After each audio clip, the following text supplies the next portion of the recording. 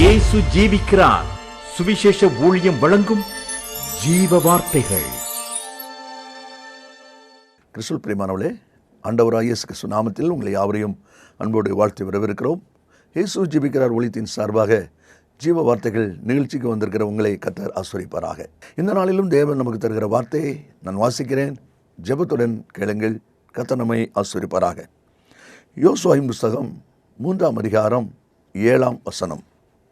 கர்த்தர் யோசுவாவை நோக்கி, நான் மோசேயோடு கூட இருந்தது போல உன்னோடும் இருக்கிறேன் என்பதை இஸ்ரவேலர் எல்லாரும் அறியும்படிக்கு இன்று அவர்கள் கண்களுக்கு முன்பாக உன்னை மேன்மைப்படுத்துவேன். இஸ்ரவேலர் எல்லாருக்கும் முன்பாக இன்று அவர்கள் கண்களுக்கு முன்பாக உன்னை மேன்மைப்படுத்துவேன்.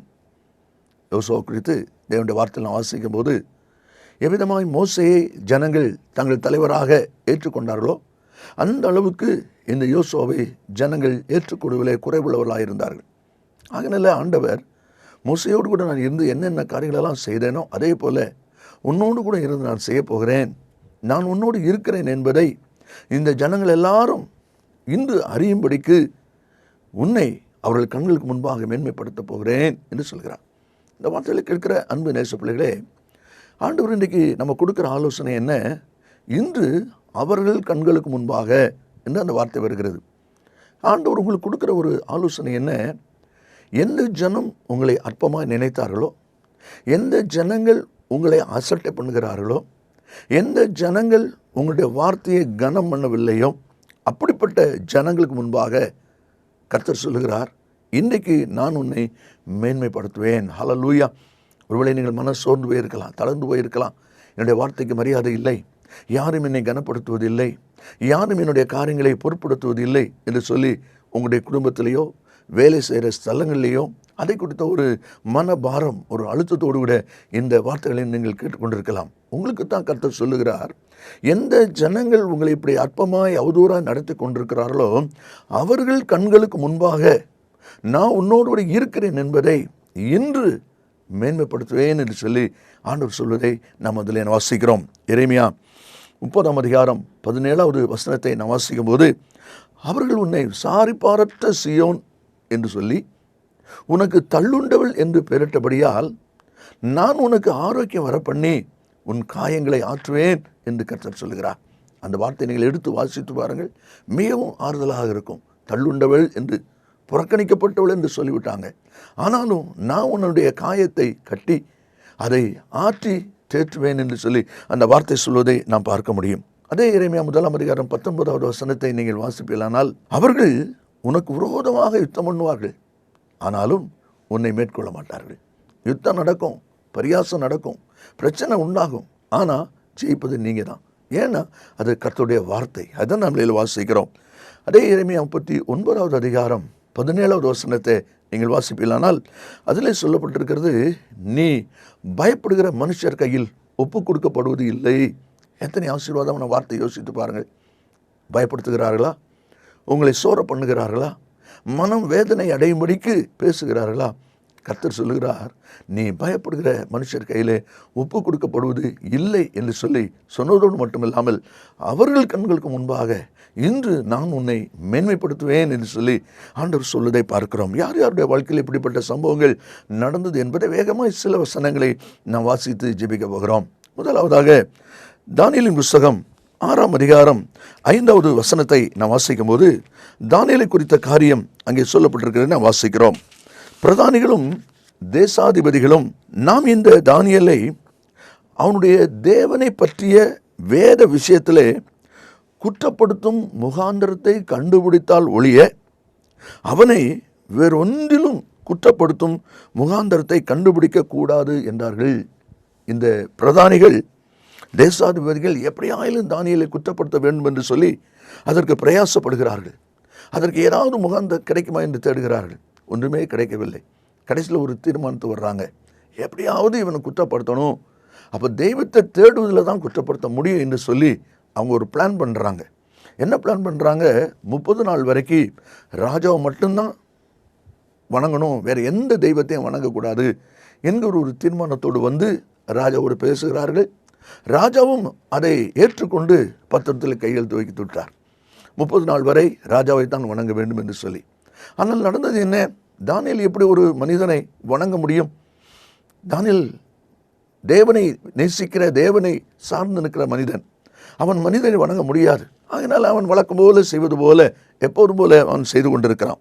இதை கவனித்த அவர்கள் திரும்ப போய் ராஜா கிட்ட சொல்லுகிறாங்க, ராஜாவே, நீர் இப்படி சட்டம் போட்டிருக்கிறீர். 13வது வசனத்தை நான் வாசிக்கும் போது அவர்கள் ராஜாவை நோக்கி, சிறைபிடிக்கப்பட்ட யூதேயா தேசத்தின் புத்திரரில் தானியேல் என்பவன் உம்மையும் நீர் கையெழுத்து வைத்து கொடுத்த கட்டளையும் மதியாமல் தினம் 3 வேளையும் தான் பண்ணும் விண்ணப்பத்தை பண்ணுகிறான் என்றார்கள். ராஜாட்ட போய் பிராது பண்ணுறாங்க. ராஜா தானியேல் குறித்து சொன்ன உடனே வேதனைப்படுகிறார், காப்பாற்ற பிரயாசப்படுகிறார். ஆனால் முடியவில்லை. முடிவு நமக்கு நன்றாகவே தெரியும். சிங்கக்கபிலை தூக்கி அவனை போடுகிறார்கள். கர்த்தருடைய கரம் தானியேல் கூட இருந்தபடினால், தேவனுடைய ஒரு கிருபையும் அவனுடைய இருந்தபடினால் சிங்கங்கள் ஒன்றும் சேதப்படுத்தவில்லை என்பதை பின் வசனங்களிலே நாம் வாசிக்கிறோம். ஆண்டவர் சிங்கம் அவனை சேதப்படுத்தாதபடி சிங்கத்தின் வாயை கட்டி போட்டார், தூதனுடைய அனுப்பி கட்டி போட்டார் என்பதை அந்த பகுதியிலே நாம் வாசிக்கிறோம். அப்படியானால் தேவன் அவனுக்கு பாதுகாப்பு கொடுக்கிறார். இந்த குற்றப்படுத்தின மனுஷனுடைய நிலைமை என்ன? அதை நான் வாசிக்கும் போது அதே அதிகாரத்தில் 16வது வசனத்திலே தானியேலை சிங்கக்கபிலை தூக்கி போடுகிறது எழுதப்பட்டிருக்கிறது. பின்னாலே நாம் 24வது வசனத்திலே வாசிக்கும் போது, தானியேலின் மேல் குற்றச்சாட்டின மனுஷரை வந்தால் ராஜா கொண்டு வர சொன்னான். அவர்களையும் அவர்கள் குமாரரையும் மனைவிகளையும் சிங்கங்கள் கபிலே போட்டார்கள். அவர்கள் கெபியின் அடியிலே சேரும் முன்னே சிங்கங்கள் அவர் மேல் பாய்ந்து அவர்கள் எலும்புகளை எல்லாம் நொறுக்கி போட்டது. எல்லாரும் ஆண்டு போனார்கள். நன்றாய் கவனிங்கள். தானியேல் அதே கெபியில் போடப்பட்டான், தூதனை அனுப்பி காப்பாற்றினார். ஆனால் இங்கே குற்றம் சாட்டினுடைய நிலைமை என்ன? அழிந்து போனார்கள். குடும்பமே அழிந்து போய்விட்டது. இந்த வார்த்தைகளை கேட்கிற அன்பு நேச பிள்ளைகளே, காரணம் இல்லாமல், முகாந்திரம் இல்லாமல் உங்கள் மேல் குற்றம் சாட்டுகிறார்களா? இன்றைக்கு கர்த்தருடைய வார்த்தை சொல்லப்பட்டிருக்கிறது.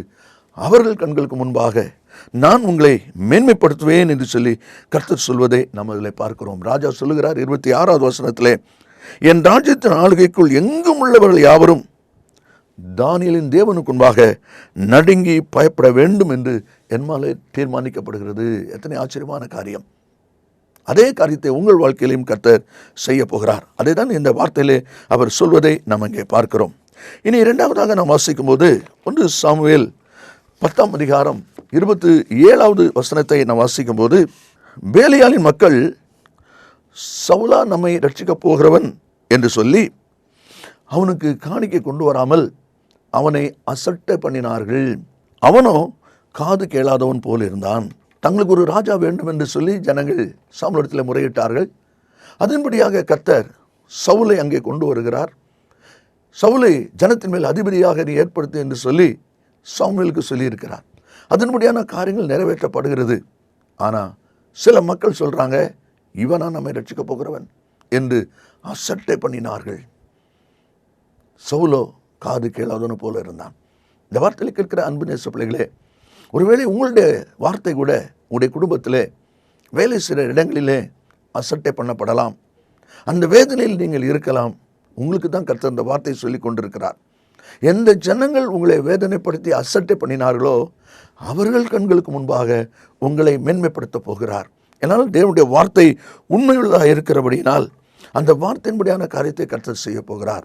இங்கே சவுலுடைய வாழ்க்கையை நான் வாசிக்கும் போது, அதே 1 சாமுவேல் 11ஆம் அதிகாரம் 1வது வசனத்தை நான் வாசிக்கும் போது, நாகாஸ் என்னும் அம்மோனின் வந்து யாபேசை முற்றுகை போட்டான் என்று வாசிக்கிறோம்.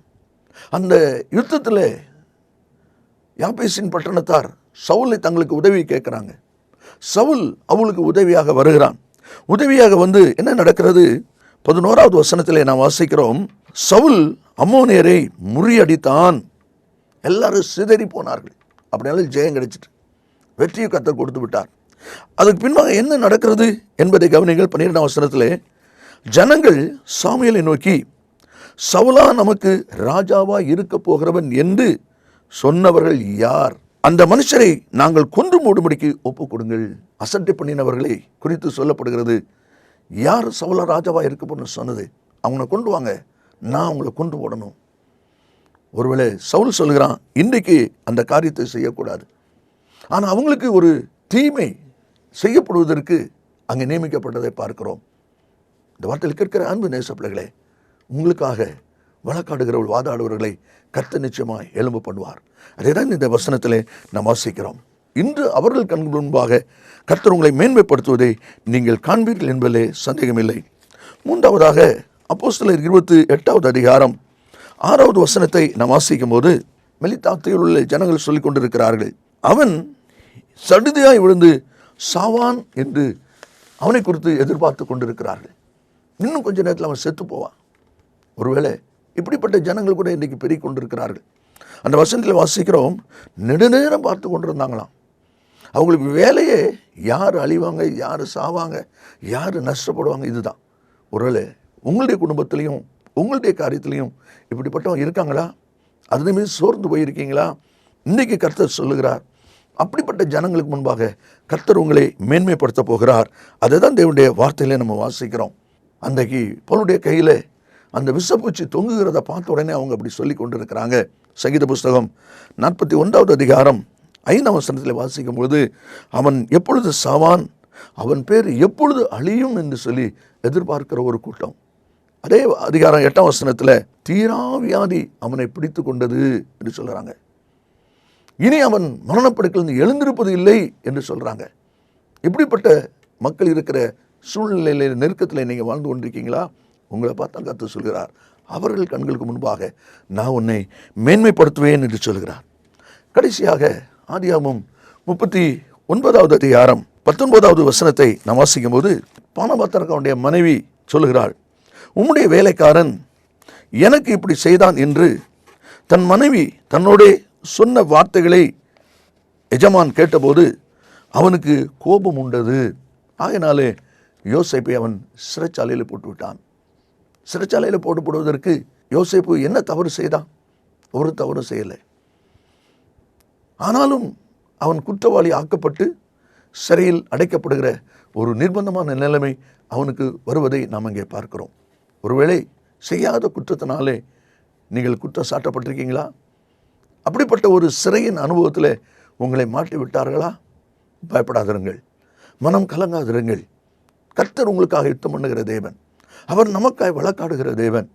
அந்த தேவன் சொல்லுகிறார், உங்களை குற்றப்படுத்தின அந்த ஜனங்களுக்கு முன்னால் கர்த்தர் உங்களை நிமிர்ந்து நிற்க பண்ணுகிற தேவனாயிருக்கிறார். அதை தான் பின்னாலே நாம் வாசிக்கிறோம். 41வது அதிகாரத்தில் நாம் வரும்பொழுது பார்வோனுக்கு சொப்பனம் வருகிறது. அந்த சொப்பனத்தை சொல்ல யாரும் இல்லாத போது யோசேப்பு அங்கே அழைத்து வரப்படுகிறான். யோசேப்பு அதற்குரிய சொப்பனத்திற்குரிய அர்த்தத்தை சொல்லுகிறான். அர்த்தத்தை சொன்னது மட்டுமல்ல, அவன் சொல்லுகிறான் 33வது வசனத்திலே, விவேகமும் ஞானமும் உள்ள ஒரு மனுஷனை தேடி அவனை எகிப்து தேசத்துக்கு அதிகாரியாக பார்வோன் ஏற்படுத்துவாராக என்று சொல்லி அந்த ஆலோசனை சொல்வதை நாம் அதில் பார்க்கிறோம். இந்த வார்த்தை கேட்ட பார்வோன் சொல்லுகிறான் 39ஆம் வசனத்திலே, தேவன் இவை எல்லாவற்றையும் உனக்கு வெளிப்படுத்தியிருக்கிறபடியால் உன்னை போல விவேகமும் ஞானமும் உள்ளவன் வேறு ஒருவரும் இல்லை. ஆகையால் நீ என் அரண்மனைக்கு அதிகாரியாயிருப்பாய். ஹல்லேலூயா. ஒருவேளை கைதி, அடிமையாக கொண்டு வரப்பட்ட மனுஷன், ஆனால் இன்றைக்கு அவன் அதிகாரி ஆக்கப்படுகிறான். ராஜாவுக்கு அடுத்த ஸ்தானத்திலே அவன் கொண்டு வரப்படுகிறான். எந்த ஜனம் அவனை சிறையில் போட்டு வெட்கப்படுத்தினாங்களோ அதே போத்திபார் அவனுடைய மனைவிக்கு முன்பாக யோசேப்பு ராஜாவுடைய 2வது ரதத்தில் ஏற்றப்பட்டு அவன் கம்பீரமாய் கொண்டு வரப்படுகிறான். மட்டுமல்ல, எல்லாரும் அவனுக்கு முன்பாக தண்டனிட்டு பணியுங்கள் என்கிற வார்த்தையும் அங்கே வருகிறது. வெட்கப்பட்ட இடத்திலே அவன் நிமிர்ந்து நிற்க பண்ணப்படுகிறான். அதே தேவன் உங்களையும் நிமிர்ந்து நிற்க பண்ணுவார் என்பதிலே சந்தேகமில்லை. கர்த்தருடைய வார்த்தை சொல்கிறது, இன்று அவர்கள் கண்களுக்கு முன்பாக உன்னை நான் மேன்மைப்படுத்த போகிறேன்.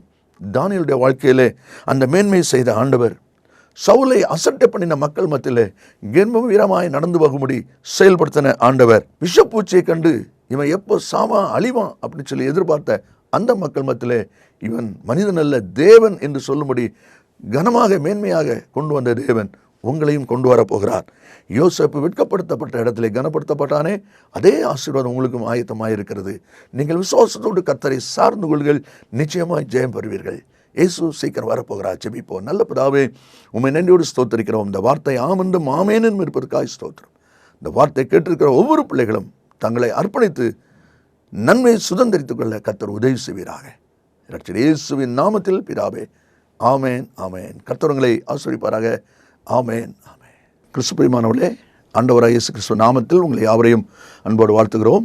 எப்பொழுது நீங்கள் காண்பது ஜீவ விதைகள் என்கிற பிரசங்க குறிப்பு புஸ்தகம். நல்லா கவனிங்கள்.